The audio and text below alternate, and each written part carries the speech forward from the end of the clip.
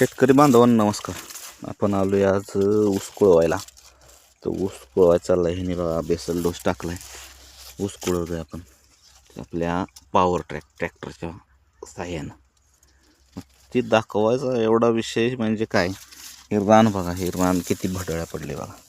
हे रान सगळं भडाळे. हे बघा रानात अजिबात म्हणजे एवढं कठीण आहे की काय बोलाय नाही. एवढं भडाळे ह्याच्यावरून तुमच्या लक्षात येतेच.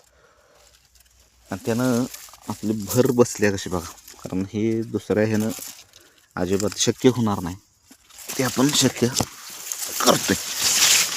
भर कशी बसल्या बघा. हे बघा आता ही असं रीत आहे. असं इकडं बघा, हे भोंडा तयार झाला आहे आपला. सरी मोजून भोंडा तयार झाला. इकडं बघा. हे बघा जवळजवळ सरी मोजून एका इतीपेक्षा वर, एका इतीपेक्षा जास्त असा भोंडा तयार झाला.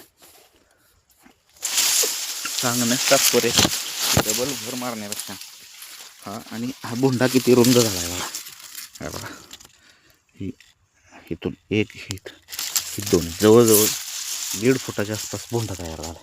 इकडं असाच आहे, हा बी भोंडा असाच आहे, दोन्ही सामान. आणि हे बघा तुमचं रान फुटलेलं कसं दाखवतं. एवढं भडाळलेलं, एवढं कठीण काम असून सुद्धा हे बघा रान कसं झालं.